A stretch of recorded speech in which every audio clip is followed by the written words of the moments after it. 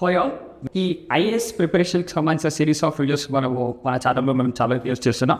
So ప్రస్తుతం మన స్టూడియోలో నిహారిక రెడ్డి గారిని మనం ఇన్వైట్ చేయడం జరిగింది. సో దీనికి రీజన్ ఏంటి అంటే రీసెంట్గా నిహారిక రెడ్డి గారు ఎసెన్షియల్స్ ఆఫ్ ఇండియన్ పాలిటీ అనే పుస్తకాన్ని రాయడం జరిగింది. వారే ఆథర్ కూడా ఆ పుస్తకానికి. ఆ పుస్తకానికి సంబంధించిన ఇన్ఫర్మేషన్ కోసం మన స్టోరీ ప్రశ్నలు అడిగి నిహారిక రెడ్డి గారిని తెలుసుకుందాం. So welcome Niharika Reddy. So మీరు రీసెంట్గా రాసిన essentials of Indian politics book ఏదైతే ఉందో ప్రజెంట్ ఆస్పిరెంట్స్ అందరూ దీనికి షిఫ్ట్ అవుతున్నారు. ప్రజెంట్ రీసెంట్గా రిలీజ్ అయ్యి అది ఆల్రెడీ అమెజాన్లో సక్సెస్ఫుల్గా ఇస్తూ ముందుకెళ్తుంది. అయితే ఇంతకు ముందు ఈ బుక్ రాకముందు రిలీజ్ చేసిన అంటే లక్ష్మీకాంత్ నాయక్ అంటే అలాంటి డాక్టర్స్ రాసిన బుక్స్ అవుట్డేట్ అవ్వడానికి రీజన్స్ ఏంటి? ఇండియన్ పాలిటీ అది మనము యూపీఎస్సీ సిలబస్ చూడగానే రియల్స్ యాజ్ వెల్ యాజ్ పెయిన్స్లో పాలిటీ అంటే పొలిటికల్ స్ట్రక్చర్స్ని మాత్రమే ఎక్స్ప్లెయిన్ చేశారండి మెజారిటీ ఆఫ్ ద బుక్స్లో.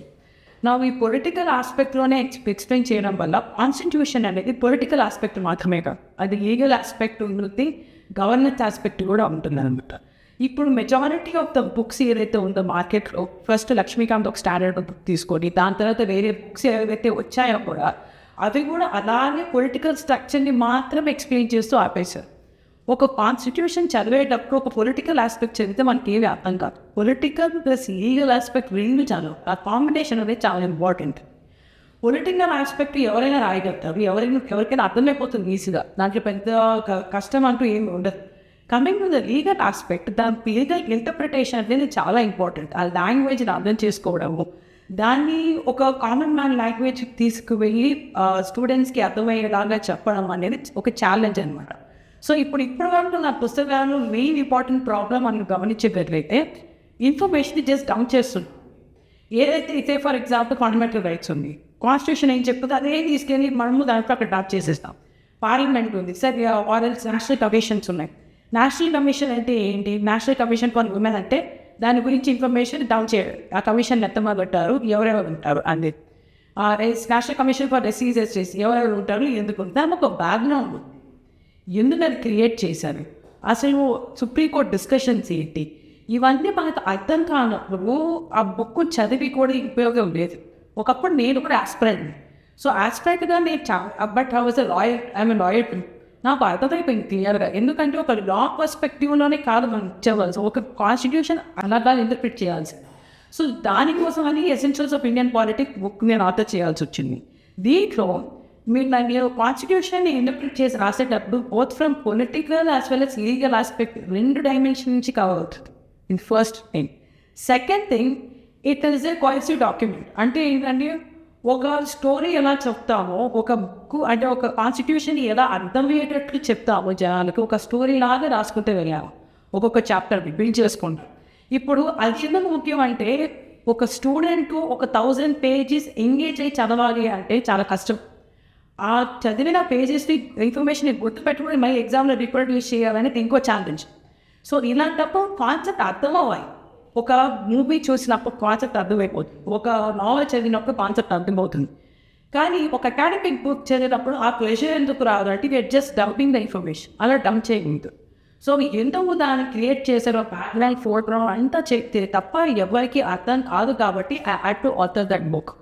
ఎక్కడెక్కడైతే స్టూడెంట్ కష్టపడతారో, ఏవేవైతే అర్థం కావో అలాంటి చాప్టర్స్ని ఇంకా క్లియర్గా ఎలిసిడేట్ చేశాను నేను.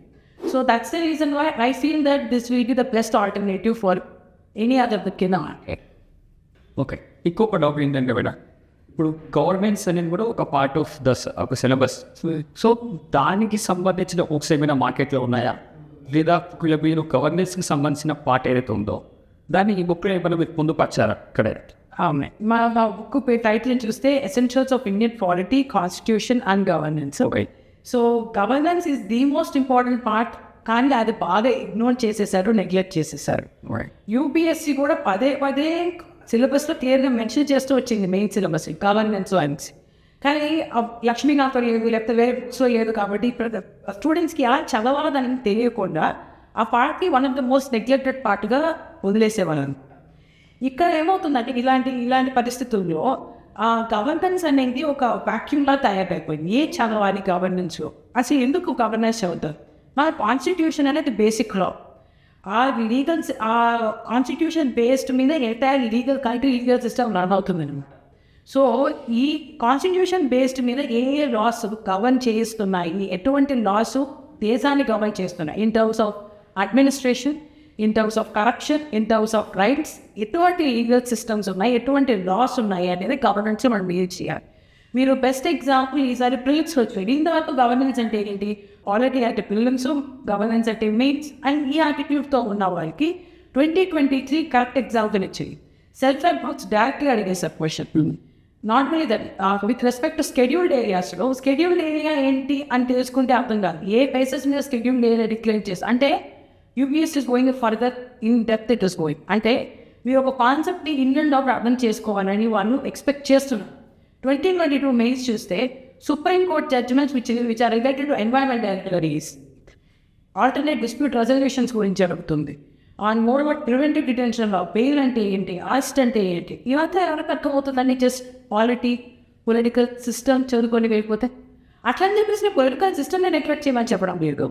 But definitely every one has to study governance. And ఈ మన ఎసెన్షియల్స్ ఆఫ్ ఇండియన్ పాలిటీలో గవర్నెన్స్ క్రిస్టల్ క్లియర్గా బేసిక్స్ నుంచి ద మోస్ట్ ఎవాల్వ్డ్ లెజిస్లేషన్స్ దాకా మనకి చాలా క్లియర్గా కవర్ చేసాం.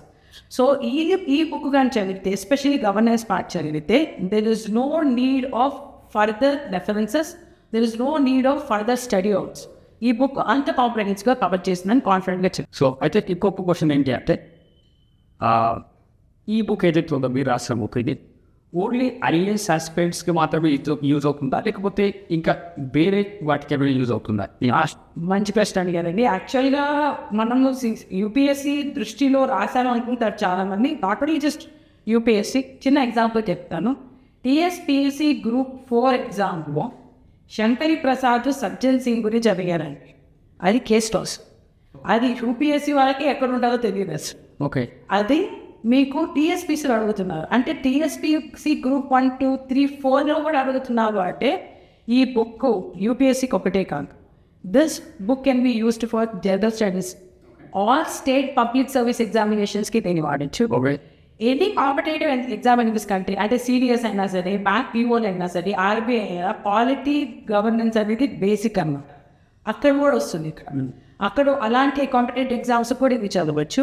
Optional public administration, political science optional వాళ్ళు కూడా చదవచ్చు. ఇది లా స్టూడెంట్స్కి ఎస్పెషల్లీ, ఎందుకంటే లా స్టూడెంట్స్కి వాళ్ళకి ఇన్ అండ్ అవుట్ కాన్స్టిట్యూషన్ని క్రిస్టల్ క్లియర్గా మనకు ఎక్స్ప్లెయిన్ చేశారు. కాబట్టి even law students also can use this book for their preparation. So ఒక్క సివిల్ సర్వీస్ వాళ్ళకే కాదు, ఒక్క యూపీఎస్సీ ఆస్పిరెంట్స్కే కాదు, state level exam, central level, any government ఎగ్జామ్స్కి ఈ ఎసెన్షియల్స్ ఆఫ్ ఇండియన్ పాలిటీ అనేది చాలా ఇంపార్టెంట్, చాలా హెల్ప్ఫుల్ పోతుంది. ఓకే, విన్నారు కదా నిహారిక రెడ్డి గారు ఇచ్చిన ఆన్సర్స్. సో నిహారిక రెడ్డి గారు జస్ట్ ఆథర్ మాత్రమే కాదు, వారి న్యాయవాది కూడా. ఈవెన్ రీసెంట్గా TV9 వాళ్ళు అంటే అవార్డు ఇవ్వడం జరిగింది.